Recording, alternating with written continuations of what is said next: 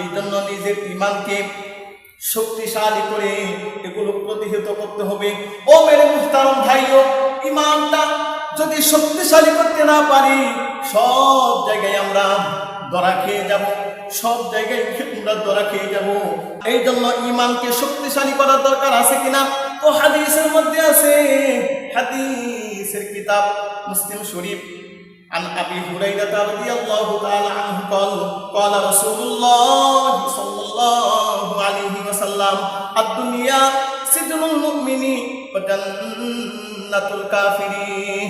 তো মেরে মুহতারাম ভাইও, তো সাহাবী হযরত আবু হুরায়রা রাদিয়াল্লাহু তাআলা আনহু থেকে বর্ণিত, আল্লাহর নবী সাল্লাল্লাহু আলাইহি ওয়াসাল্লাম বলেছেন, দুনিয়াটা হলো মুমিনদের জন্য জেলখানা আর কাফেরদের জন্য জান্নাত। মেরে মুহতারাম ভাইও, মানুষের মধ্য থেকে এমন কিছু ঈমানদার ভাই আছে যারা নিজের জানকে, নিজের জীবনকে আল্লাহর সন্তুষ্টির জন্য বিলাইয়া দিবে।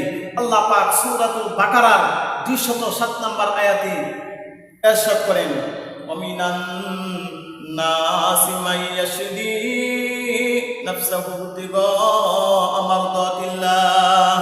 মেরে মুহতারাম ভাইও, গভীর মনোযোগ দিয়ে শুনবেন। তো ঈমানকে শক্তিশালী করার দরকার আছে কিনা? আপনার আমার ঈমানকে শক্তিশালী করতে হবে।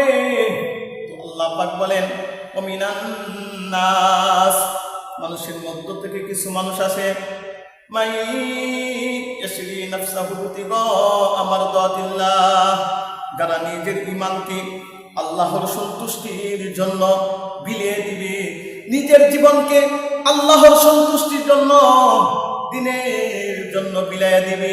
এরকম কিছু ঈমানদার আছে কিনা? অবশ্যই আছে। কেনই বা থাকবে না?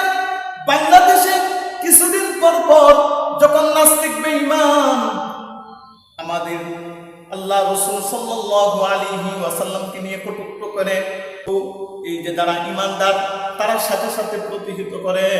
আপনার আমার মতো যারা দুর্বল, তারা তো ওই সমস্ত নাস্তিকদের বিরুদ্ধে তারা কোনোদিন কথা বলবে না।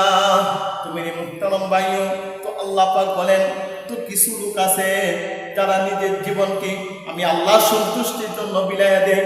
এই জন্য আমরাও চেষ্টা করব যতদিন দুনিয়ার মধ্যে জীবিত থাকবো, আল্লাহ পাক যেন আমাদেরকে ঈমানের সহিত জীবন যাপন করার তৌফিক দান করেন।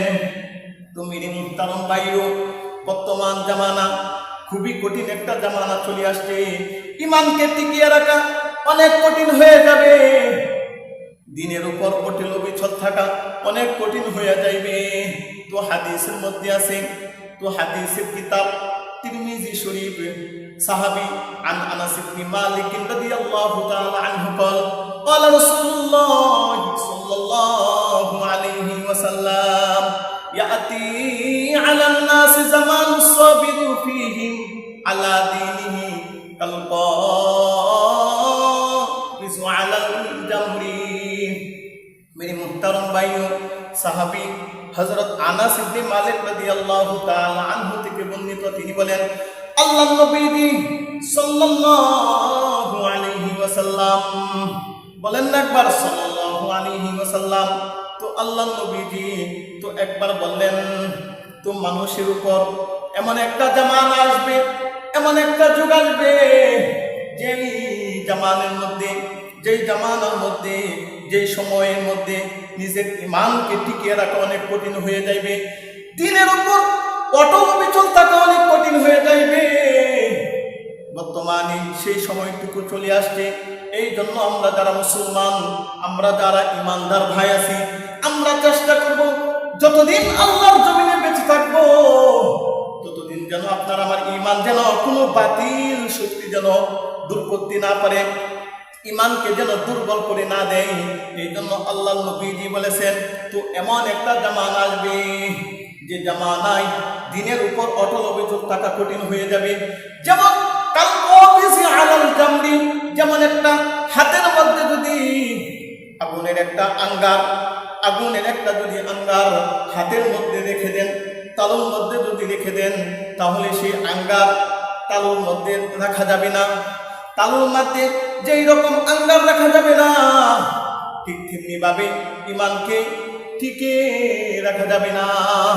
তো মেরে মুহতারাম ভাইও, বর্তমান জামানায় এইরকম কিছু কিছু ঘটনা প্রকাশ পাইতেছে, যেই ঘটনার জন্য নিজের ইমানকে সঠিক মতো প্রকাশ করতে পারতেছি না।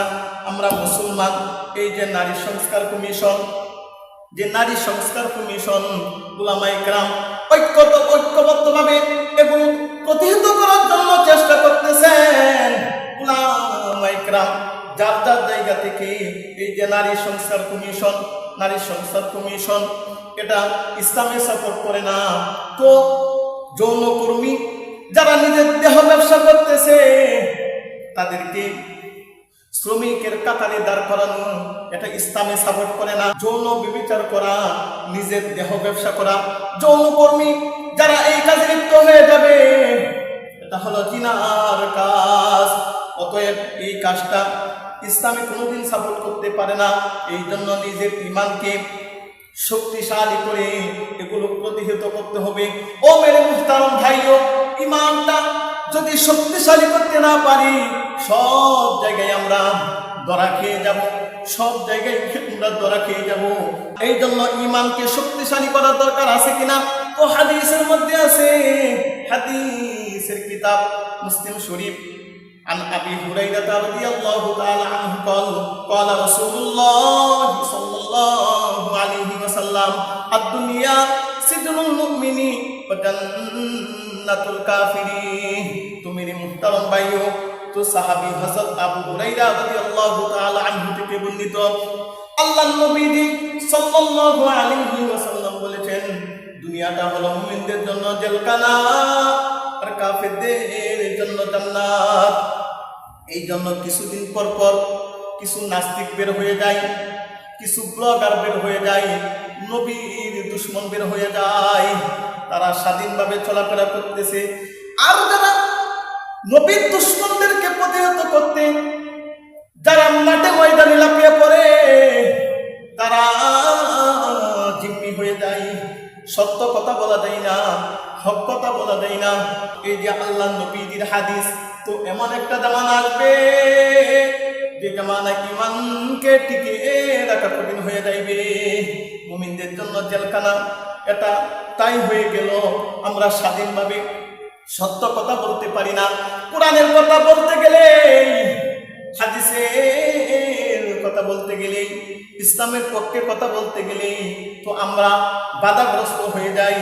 কেন হয়ে যাই? আমরা জায়গা আমরা ধরা খাইতেছি। কেন ধরা খাইতেছি? আমরা মুসলমান, আমাদের ভিতরে ইমানটা নাই, আমাদের ভিতরে ইমানের নূর নাই, আমাদের ভিতরে কোরআনের কোন নূর নাই। এই জন্য বাবারা, ও মুসলিয়ান ইকরাম, যুবক ভাইরা, আমরা গভীর মনোযোগ দিয়ে শুনি। আমরা মুসলমান, আমরা নাম মুসলমান হলে চলবে না, আমরা কাজে মুসলমান হতে হবে। আল্লাহ পাক যেন আমাদের ইমানকে শক্তিশালী রেখে, আমাদের ইমানকে যেন মজবুত রেখে, যেন বাতিলের প্রতিহত করতে পারি। আল্লাহ পাক আমাদেরকে সেই তৌফিক দান করেন।